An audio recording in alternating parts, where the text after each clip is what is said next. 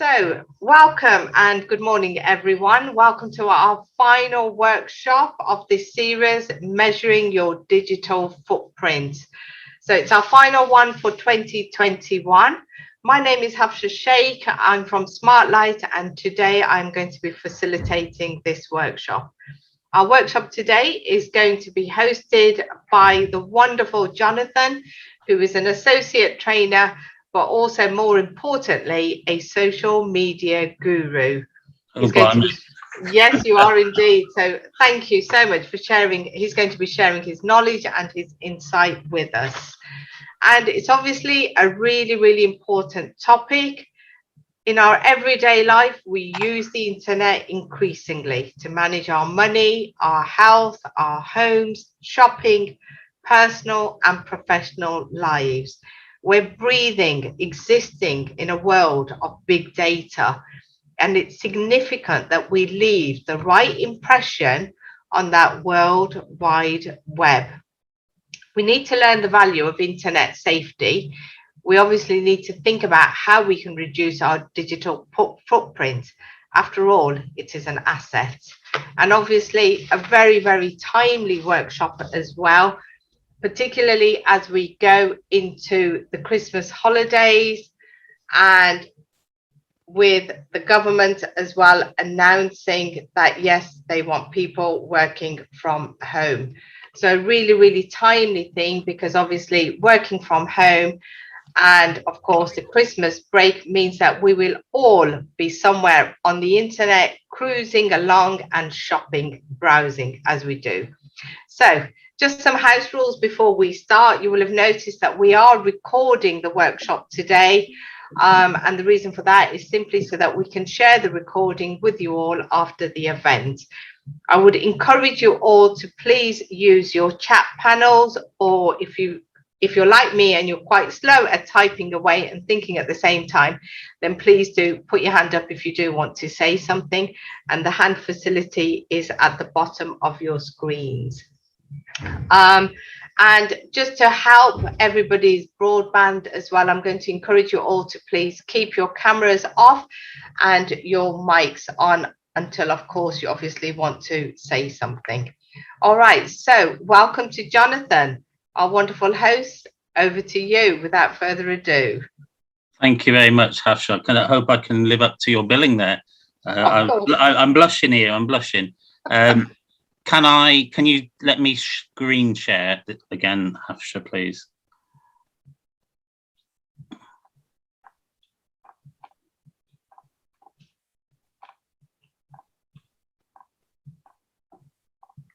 That worked. No. Oh, hang on. You're sharing your screen. Yeah, hang on.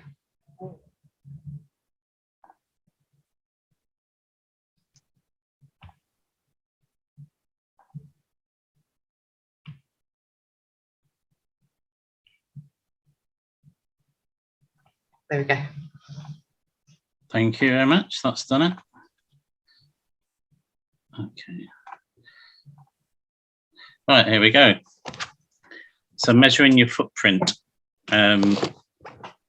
We kind of originally, it's interestingly, when Salim and I were discussing the program, we had this fairly early on, but because things got kind of moved around, we kind of thought, well, it goes equally. It can go at the start or it can go at the end of a kind of program, thinking about, being online as an organization.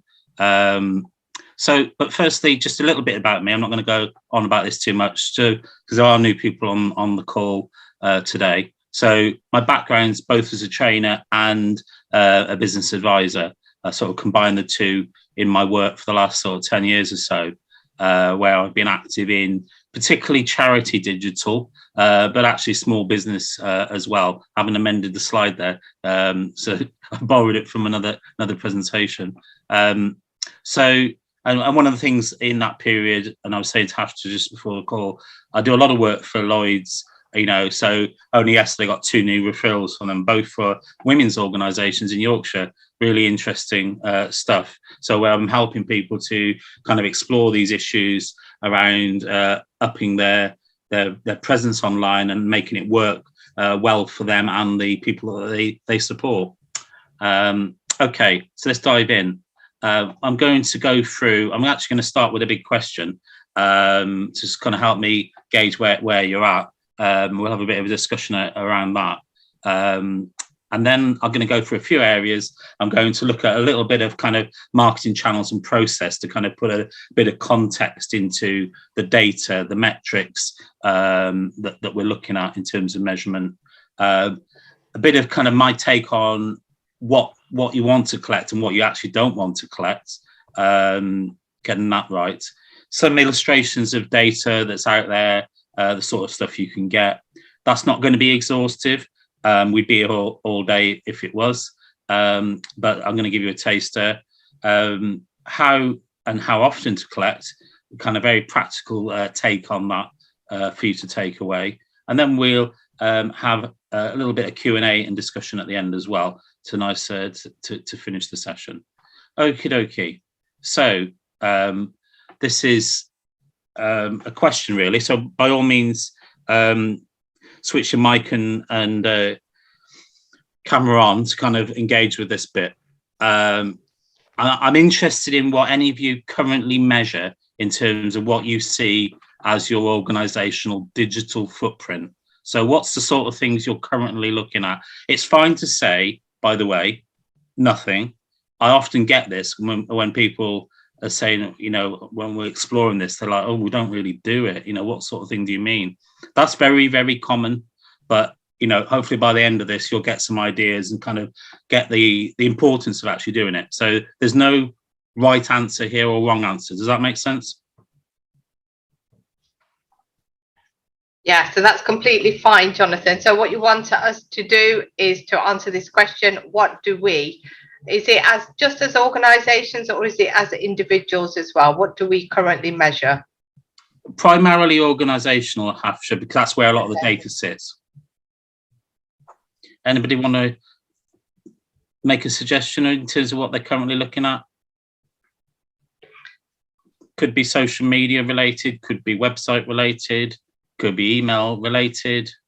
Okay. So Jonathan, if it's easier, I have an idea here, because as an organization, what we measure is the impact of what we actually send out. So if we send out something as an email, perhaps as a mailer or a flyer or something on an email, then we always try and measure, well, what's the impact of that? Has it actually had the effect that we were hoping it would do?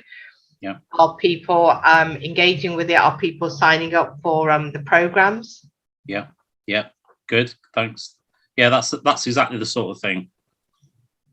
Or is everybody else kind of fairly new to the topic, which is fine as well. As I say, there's no wrong answer to this if you say we don't. Does anybody else have any thoughts? If you're from an organization, what is it that you currently measure?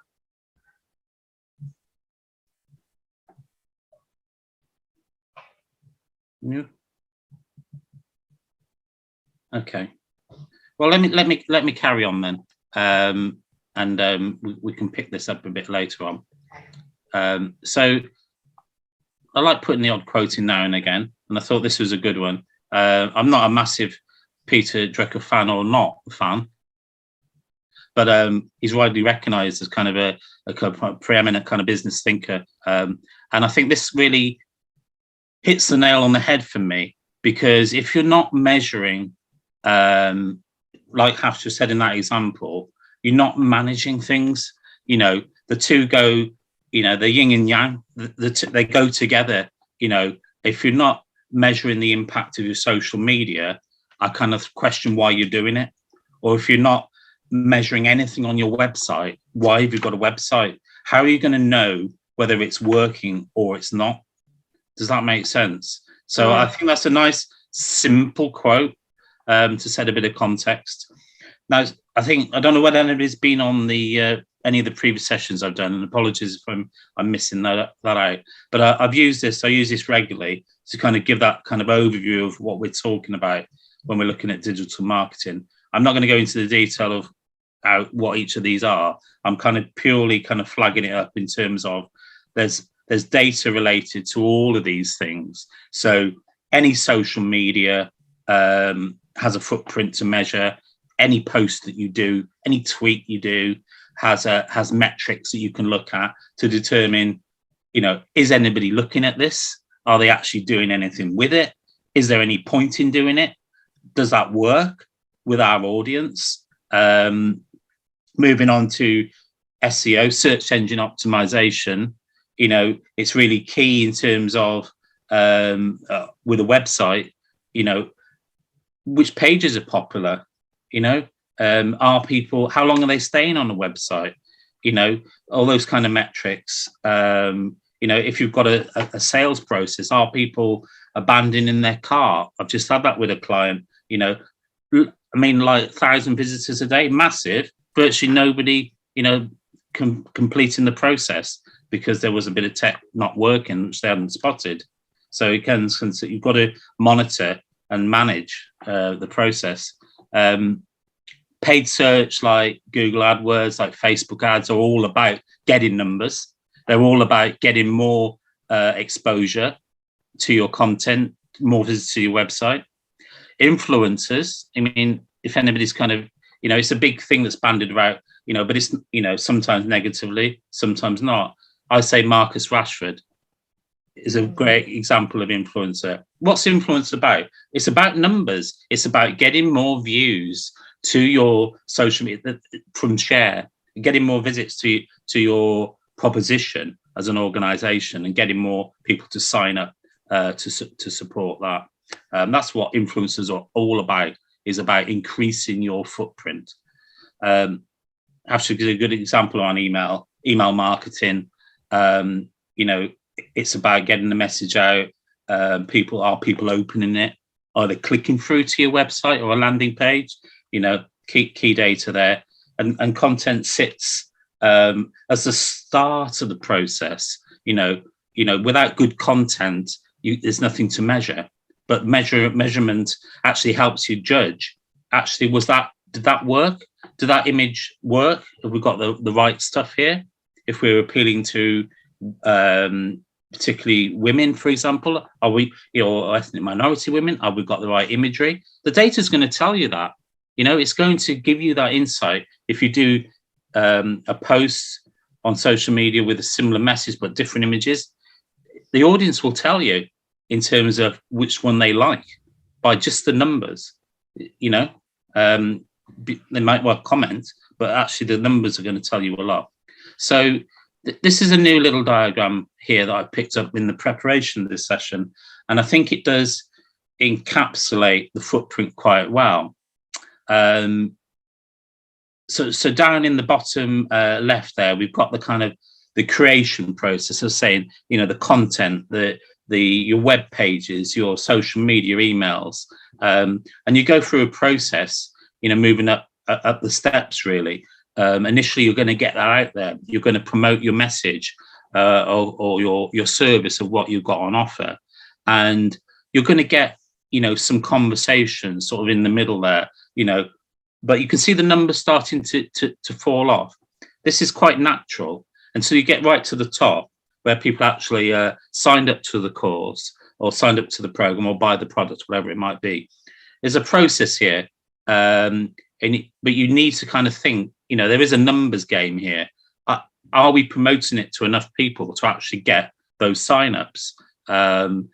Yes, it's about the quality at the start. The creation of the content is very, very important. But you also need to think, are we promoting? Do we need to spend some money, say on Facebook ads or Google AdWords, to reach a bigger audience, to be able to get the signups in the particular audience community that we're seeking to engage? So I think that's quite a useful kind of concept there. It very much encapsulates the kind of digital marketing process. I like this one as well, and I think this is really spot on. Don't know the author particularly, but I just love the kind of the visual grabbed me, and I love the message. You need to be collecting something, otherwise you're in the dark. And I do come across organisations, charities, small businesses who are just not measuring anything, and often the figures aren't great when they first look at them, because they've not kind of had that kind of management approach. But, you know, there's a balance here. You know, you can collect and collect and collect and go overboard. So you're actually, that's all you're doing. You know, you've got to kind of have a balance here between creating content, enabling engagement and talking to your community that you're looking to engage, and management and measurement. You know, but it is part of the process. It's an important part, but it's a balancing act. Okay, so I'm going to initially start with, you might think, a negative, what you shouldn't measure, and the classic one here is what we call in marketing a vanity metrics. So these are kind of figures that are in the public domain, and it's all about us thinking, you know, we need to look good. So they're the kind of things like likes on your page. So the number of people that like your Facebook page, or the number of followers you have on Twitter. I don't know whether anybody saw the David Baddiel program on BBC last night. Really interesting sort of analysis of social media. If you're into that, do watch it on Catch Up. It was really interesting about the kind of numbers game there. But all the platforms have them. You know, they are pretty much, to varying degrees, meaningless. And I'll say that, you know, particularly with relation to Facebook, the number of people that like your Facebook page is irrelevant, and because virtually none of them will see your content unless you're spending money. This is how Facebook's become very rich. Now, don't get me wrong, I'm not anti-Facebook advertising. I'm actually very pro. It works very well for small organizations looking to target particular audiences. But what I'm saying here is the number of people like your page just doesn't matter at all. And to a certain degree, this is true of all social networks. It's certainly true on Instagram, actually. The number of, you know, I'm not a massive Instagram fan, but I work with people that use it, and it's a very kind of fickle kind of follow unfollow kind of. It doesn't mean a whole lot on that platform. The other one that's interesting, might be a bit more contentious, is actually the number of subscribers you have on your email marketing list. Now, I know some of you say, well, we don't have one. Well, that's a subject of a different session that we did last week. Do catch up on the recording, because I would say to anybody, you need to be doing it. Yeah. But actually the number of email subscribers isn't the thing to measure. What's more important is how many are opening, how many are clicking through to your website. Those are the things to measure, not, you know, you can have 10,000 people on the main list, and I've come across this, you know, but if less than 5% are opening a message, you know, the bulk of that list is pointless, because your audience is left you. It's not engaging with you anymore. Okay, I'm just going to bring a bit of data in here from a kind of a bigger study. This is called Digital 2021. It's done by some international kind of leaders in the field. Hootsuite, you may have heard of, is one of them. And this was with a bit of data that blew my mind when I first saw it, but it made complete sense. And it just shows you I'm picking on Facebook because it's the biggest social network by far, but it just shows you this in a nutshell. Just have a look at this. Starting on the left side, the number of Facebook pages liked by the average user on Facebook in the UK ever in their lifetime is 1. Think about that. The chances of any user actually liking your page is pretty non-existent. Okay, that's so forget measuring it. Doesn't matter. But then, you know, the good news comes in, because actually in the last month from this data set, far more likely to like a post on your page. That's interesting, isn't it? Look at the factor. What's the multiple of that? Lifetime versus that's it's a big one, isn't it? It's a big number. So people will look at your posts. This is the thing to measure. How many people are actually got eyes on, are actually seeing our content? That's the key metric to start you off. Interesting here. Look at the gender split. Women nearly twice as likely to like posts. Really interesting. Certainly tallies with my experience. Interesting data here. And then we go through. I'm not going to go for all. Look at the the comments. People up. These are the kind of metrics to look at. Look at the ads data over on the right hand side. Actually, the most likely thing somebody's going to do out of everything is click on an ad. Does that surprise you? Well, it doesn't me, because I work with charities and businesses doing this stuff and getting great audience metrics, picking up new service users, new customers. But it's because they're very data focused. They're looking at the numbers, targeting the audience. So that's a really kind of interesting bit of data. Okay. So what should we measure? Well, I'm going to keep this really simple before going into some of the examples. But it's two things, actually. The first thing is the audience size. So what's your reach? What's the eyes on you're getting to your content? What's the impressions that's from one of the other networks? It's actually LinkedIn uses that one. But what's the opens on your email? How many visitors are you getting to your website or pages on your website? What's the actual, the number there? And this is really interesting. If you think back to that process diagram, I always encourage people to look at this and map it out. So, how many people have seen a tweet if you're on there or a Facebook post? How many people have opened your email? Look at the numbers. It's really interesting. How many of those actually go to your website? It's going to tell you, it's going to illuminate, actually where your audience is. And it may well flag up where you're underdeveloped, but you need these multiple channels to get your message out, to have a footprint in the first place.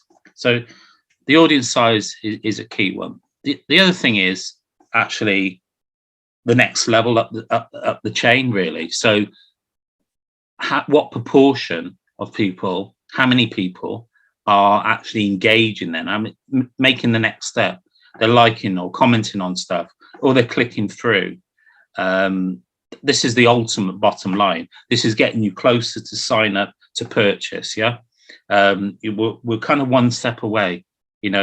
So is it working? Are we getting reasonable numbers here through? Are we getting a reasonable percentage? And actually, that's often quite low. For an email click, if you're getting 2-3% click rate, 2 or 3 out of every 100, that's actually pretty good. That's industry average. Similar kind of level on Twitter, actually, in terms of engagement of retweets or comments and that stuff. That active kind of engagement, it's actually a fairly small percentage. So don't be worried about that. Okay, so I'm going to dive through quickly a whole set of different examples, just to kind of give you a sense of what's out there. So starting with Facebook, this is sort of behind a post there you see for a charity I work with. Now, this is on a Facebook page. So, if you're not by chance on Facebook as an organization, definitely something to look at here, because you get the data, which you don't get actually as an individual user. But you can see there's loads of figures here. But this post actually was boosted. So we paid some money into Facebook to promote it to a particular audience. But you can see good healthy numbers here. Nearly 9,000 people saw this post, and nearly 600 actually engage with it.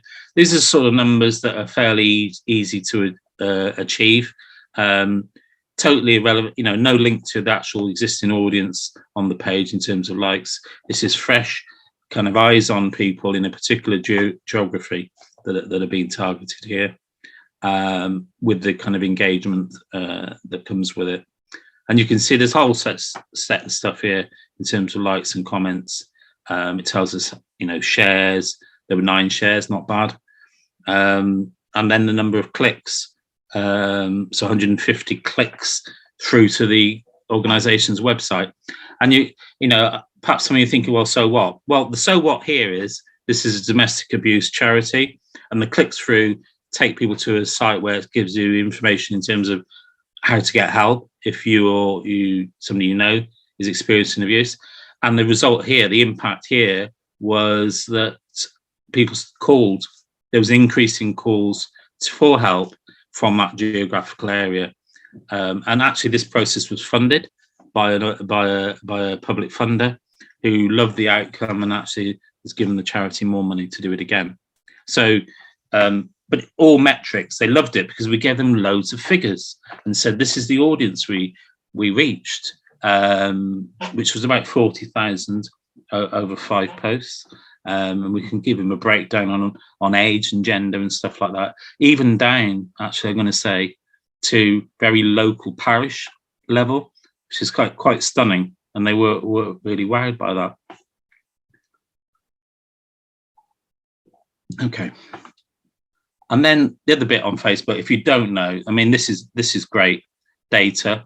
Probably the best that's out in the market in terms of age and gender and geography of the audience, and you can get this for people that are viewing, people reached on your page. So you can see here it gives you an age profile, it gives you geography breakdown. I mean, and make great stuff to help you, to monitor and manage. Are you targeting the right area? But also great for funders. They love this sort of stuff. You can give them the data and say, here we are. This is what we've done. And you can capture this over periods of time. Typically displays for the last 30 days. I'll come back to that in terms of the data capture. Okay, so that's Facebook. Very quickly onto ads.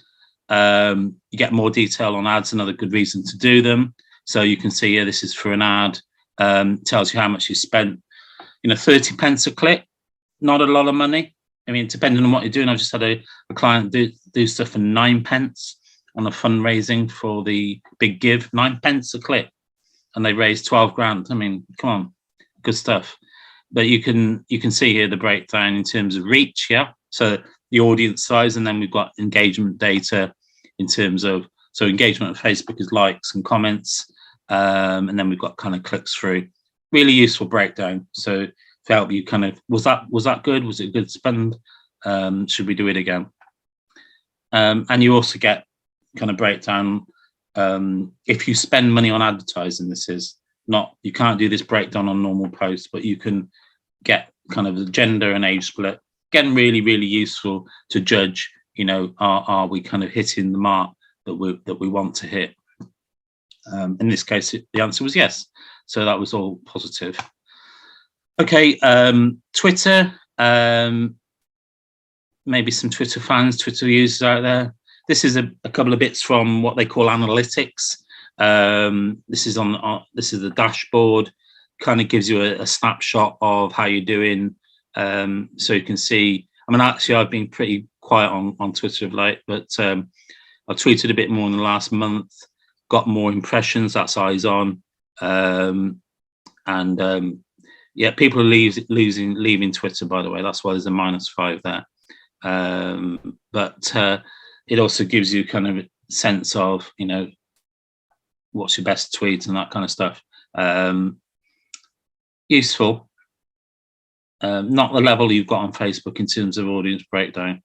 And then you've got, you can do that tweet by tweet. So you've got impressions, which is reach, same thing, yeah.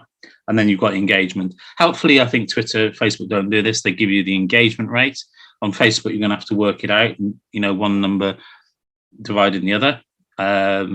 But you can see, anything above 2-3% is good. So these recent tweets, whilst they're not reaching many people, are actually getting good engagement levels. So I'm not unhappy with the response there.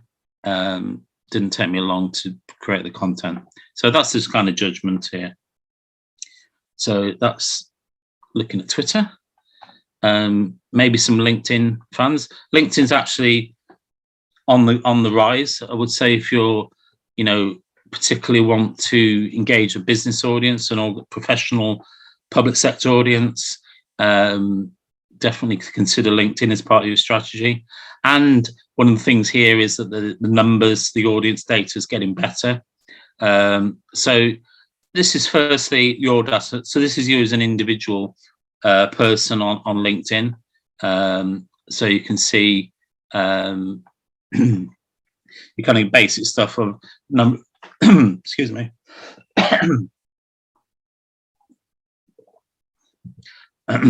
Number of people who seen your profile, number of people who have been looking at your most recent posts to LinkedIn, and then people looking at searching your profile. So that's as an individual. It's interesting when you have a page on LinkedIn, and if you haven't, as an organization, I seriously recommend it. So loads of data here. It tells you, number of new followers, but you can see there's the drop down from the top. It gives you kind of sense of your followers. Here's an interesting one. Competitors. It tells you how well your competitors are doing. Also feature on Facebook pages, actually, but interesting stuff. And just over on the right, invite connections. Great, I don't know how long this one will remain free, but you can invite up to 100 people that you're connected with to like your page. Tell you what, great conversion rate. Most people I invite do like my page. I've just started doing this. I think about 2 months ago, I was at 10 followers. I'm now up to 120. Every time I go in, I remember to do it and invite a new batch. So any platform that you're on has got data that's worth having a look at to help you kind of build your footprint and your following. Email's quite simple. Here's a dashboard from MailChimp, but there are other platforms like Constant Contact, Mailer. They're all similar. The two metrics are who's opened the message and who's clicked through. I will say there's a health warning with open data, because depending on your settings in email as a user, if you can just preview, that's classed as an open. Well, they haven't really opened the message and looked at it. The ultimate measure for me is click. So who's actually clicked through on the link that you provide. So of course this informs the design of your email marketing. If you're not providing links, you haven't got a robust kind of measure of audience engagement. Okay, onto websites. Now I'm just using an example from a client site in Weebly Web Builder, but they all have similar data here. Couple of screens to show you. So this gives you a kind of breakdown in the dashboard of how many people are actually coming to view, how many are unique in it, and how many pages they're looking at. You see through from the top. Reasonable data here, actually, for a small charity that's fairly active. I would be happy with those results. And at the bottom of the screen, you can see really, this is useful as well. Where were people, it says referrer. That means, where were people coming from to your site? Where have they been previously? And you can see in this example, Google is at the top of the pile. Fairly common. But, there's a reasonable number of people from Bing. I have to say, I use Bing myself as well. So, and depending on what you do, the list goes on. But what I notice is if you're active on Facebook, Facebook is often up in the mix here. Other platforms. It's interesting when other people want to link with you from an organization to another organization. Actually, this will tell you, is anybody coming through? And sometimes the answer is no. But sometimes it does illustrate, other organizations sending you, are creating visitors, increasing your footprint. So that's useful to have. And then next, same kind of dashboard, but slightly different part of it. We've got a breakdown on the pages that are being viewed. Now, this is an organisation that does run a timetable of activities. You can see that's prominent. The top one is the homepage. So the / with nothing behind it, that's the homepage. So that's the top. Doesn't always occur that way. So if you're driving a lot of traffic to a particular page from email, social, you should see that feature here. But you can see, timetables also very popular. This is something they link from on social now. And, going through to therapies, contact, meet the team, all courses, they're all getting reasonable number of views actually in the last 30 days, so good kind of, intelligence there to kind of say, how are we doing? And I think in this case, they should be quite pleased. Okay, so how should we measure? How often should we measure? Practical thing here. Well, firstly, use the apps that are there. So all of the data that you've seen that I've been using is either in Facebook or LinkedIn or Weebly Web Builder or MailChimp. They've all got the data there. It's one of the big reasons for using them. One of the big kind of selling points for digital is you've got all this data that comes with it. It's at your fingertips once you have a search around. The other thing I do, and actually again in this presentation, there's quite a few screenshots, but you can download data sets in some of them. But I often do a capture. If I'm actively monitoring something, do a 30-day or monthly capture of, say, the Facebook audience, and this way you can measure any changes month on month, or like look at your Twitter dashboard. That stuff you can search in most cases historically, but there's a few that you can't, so it's worth bearing that in mind. So it's a combination of those two. That's the how. And really, how often is also a double thing. So you've got your ongoing day-to-day, post by post, tweet by tweet monitoring, where you're doing instant kind of, is this getting out? Is it, is it working? Is it reaching? And, I'll be saying, depending on how active you are, I've been known myself to delete stuff if it's not doing very well quite quickly, or kind of edit it if you can. On some platforms. So it's kind of, again, it's that management information to inform your strategy. So that's at one level.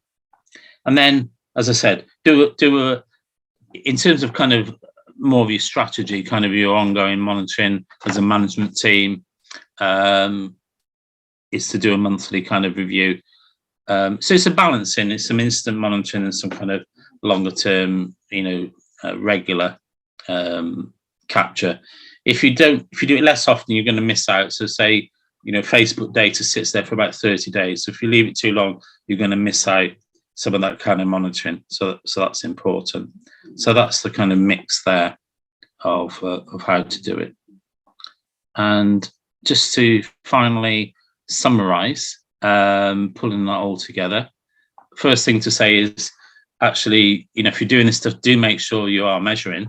So I do come across people who aren't. Hopefully I've shown you why it's a good thing to do, many reasons to do it. But, have the right measures, don't have too many, do the ones that are right for you, for your organization, for your work, what you're seeking to do. Pick the right ones that are going to give you the sufficient information for your needs. So measuring the right things is really, really important. And what's right for some people isn't right for another. I think it's a process of thinking it through and discussing it. And do it, on a regular basis. Don't just have a flash in the pan and then not come back to it. Do it on an ongoing basis. So 4 key things there. And I think, yes, that is that. So over to you, Hafsha. Any questions? Anybody wants to pick anything up? Yeah. So thank you so much for that, Jonathan. That was really, really interesting. That was. There's a couple of things actually, whilst people are thinking of questions and putting things in the chat panel, I do have a couple of questions. So firstly, I mean, you've mentioned there about LinkedIn, you've mentioned the Facebook and different social media. And obviously, as a small business, it's quite challenging to keep on top of all of these mediums. So which one would you say, in your experience, would be the most effective? Which one would you advise? Say, yeah, keep on top of that one, and hopefully the others can fall into place. That's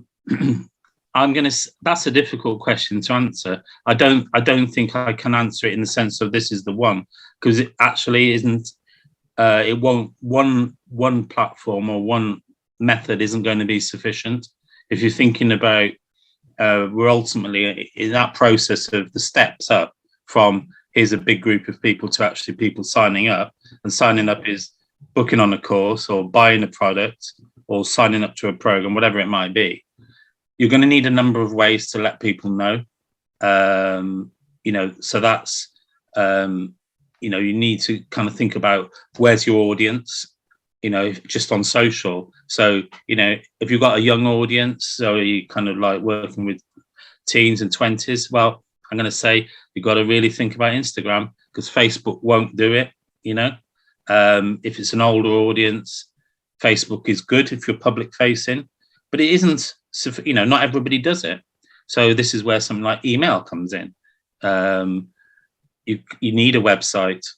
Obviously, to say people too. So the website's your window, your shop to the world, the global world. So it's not one thing, Hafsha. It can't be. But I do recognise, of course, it's difficult for everybody to do everything. So it's really tricky. It's got to start off is who is your audience and what are you seeking to achieve? That's how I work with people, and often say, I have people say, oh, we need to be on Twitter. And I say, why? Or we need to be on Instagram. Why do you need to be? And often the reason isn't good enough. Does that make from a kind of audience and process? And my advice is to them, don't do that. But I would also say you need a website. You need a website. You need to do email marketing no matter what you do. And you need some social. That might just be one platform, because social is where people want to engage. They want to talk to the organization. So if you can only do one, and I understand why people are time limited, they don't have marketing officers. I get all of that. Pick the one that's the best. If you're a business that's selling to businesses, it ain't Facebook, I'll tell you that. It's probably LinkedIn now these days. But if you're selling to consumers of like all ages and you can only do one, it's got to be Facebook. Right. Okay. That's really, really useful, because I do know that there are people in the discussion today who are small businesses and sole owners, and people who are just literally just setting out on this journey of trying to engage in a business world. So I think that's really, really interesting, and I hope that's been helpful. Yes. One other supplementary question, please. I am watching out to see if anybody puts anything in the channel or raises a hand. But so one other question that I've got is, you mentioned adverts, you mentioned the Facebook ads, and you've also mentioned the LinkedIn ads. And when you say advert, you always sort of think to yourself, it's got to be an all singing, all dancing, fully produced, professional looking ad. Now, as small organizations, we haven't got the budget to be doing this. So would it be acceptable to simply try and put a small ad together yourself as an organization and post that out? Right. Okay. Yeah. No, it's a good question. and definitely worth clarifying there.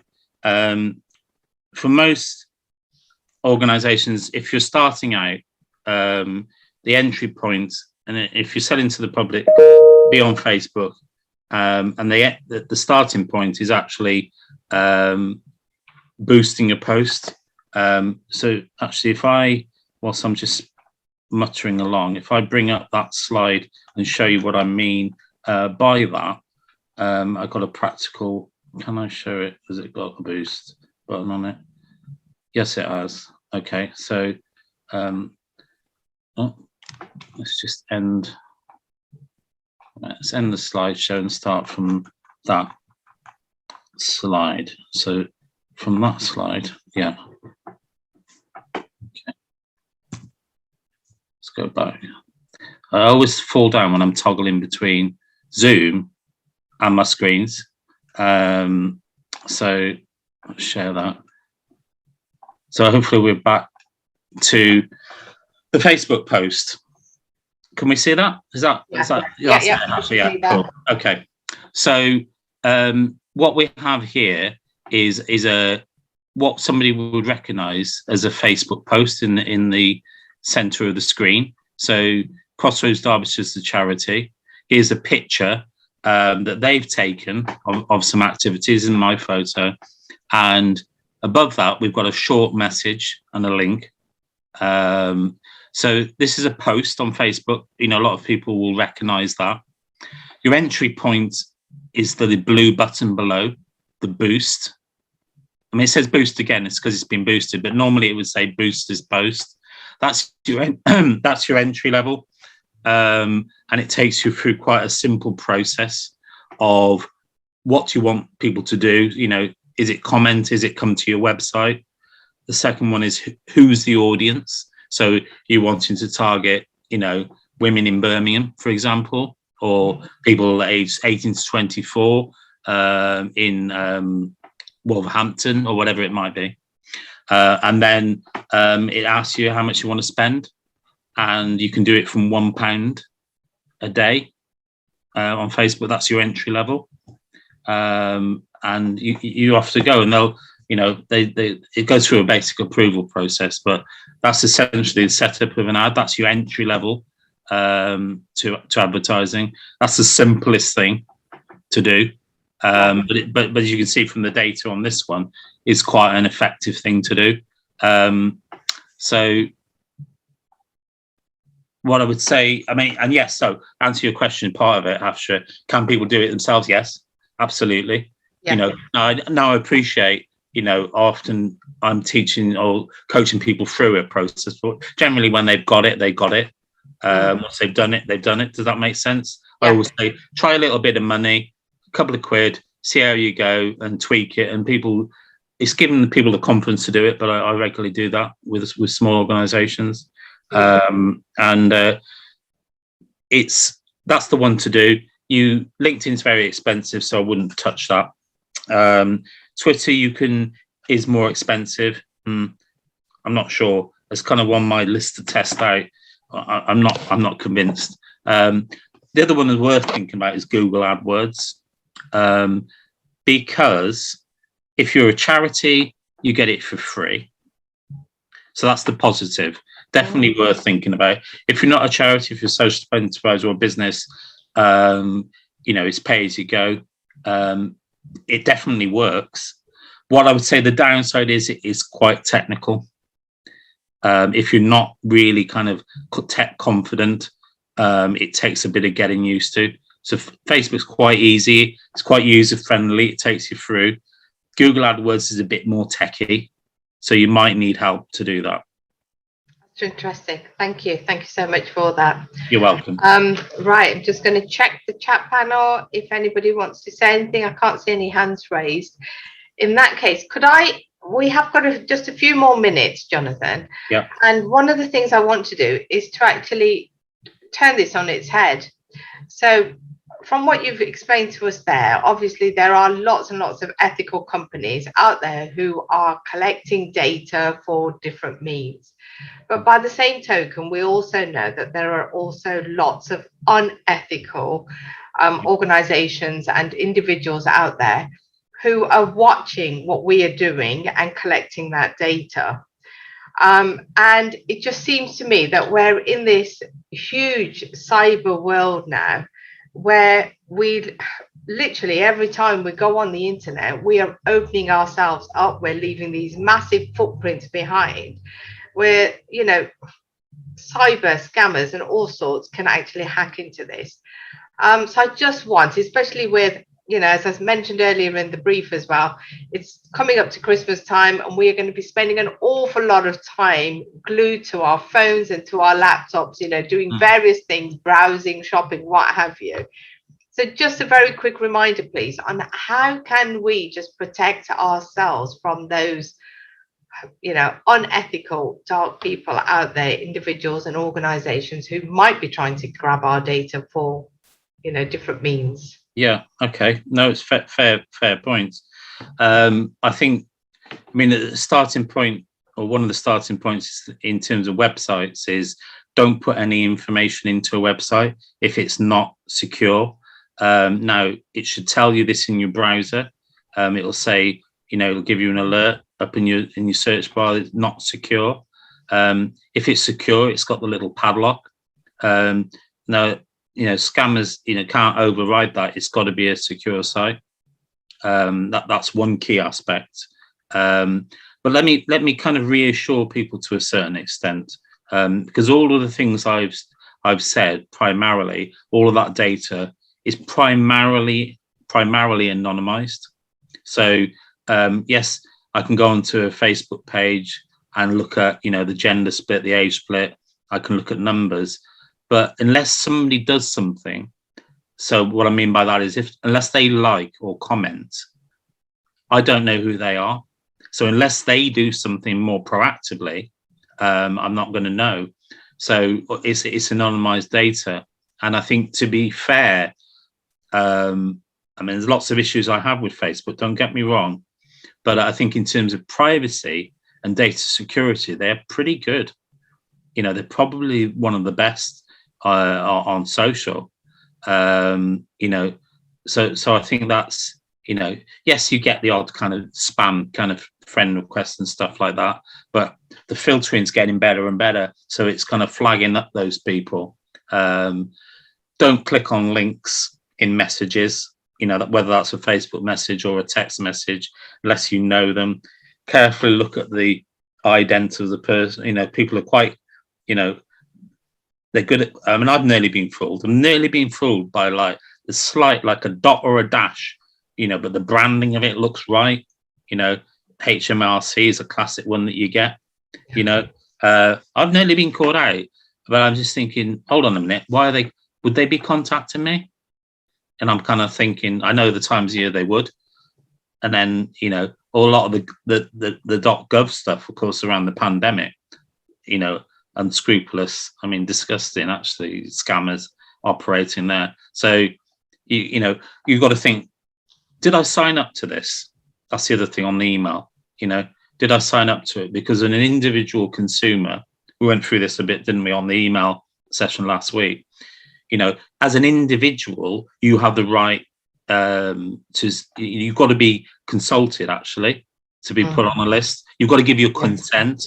And you can always unsubscribe. So think, did I subscribe to this? I mean, I do forget sometimes, I must admit, but, you know, generally not, you know, and I think, well, I didn't subscribe to this. I look at why, and I just like either report them or just unsubscribe, you know, so don't click on stuff that you weren't expecting. I think that's the other thing. Be wary of stuff that gets sent to you. Much as I love email's great tool, email marketing and world's great. But just be careful of who is this that's actually, is it legit? Was I expecting it? Do I know them? You know, so don't rush. Don't be keen to kind of hit the click straight away. Just think about it. Yeah, that's wise words there. Thank you for that, Jonathan. Well, right.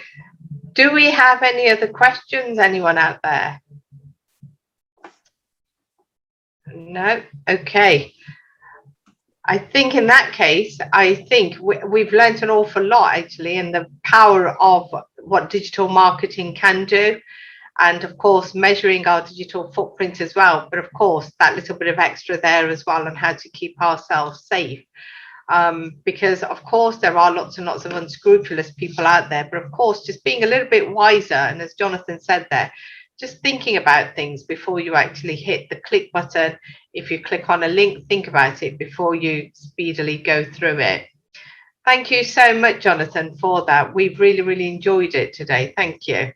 Yeah, So yeah, the only other thing I'm going to say to people out there is we have put a link in the chat panel. I would urge you please to complete our survey. Let us have some feedback on what you think of the recording, what you think of the session today. That would be really good, because of course positive and negative feedback helps us all to improve our skills there as well. So please do that. And also, hopefully, in the new year, we will have a further series of workshops as well. So if you've got something else out there that you're thinking, actually, do you know what, I really could do with learning about that, then again, please do contact us. Let us know what it is, and we'll certainly see if we can put something together for you on that. In the meantime, all I'm going to say is go away and have yourselves a wonderful break. Jonathan and I were chatting before the session as well, so I know, Jonathan, you'll be off from the end of the week, so please make sure you do have yourself a wonderful break. Merry Christmas to you if you're celebrating, and a Happy New Year to you all. Thank you so much for joining us today.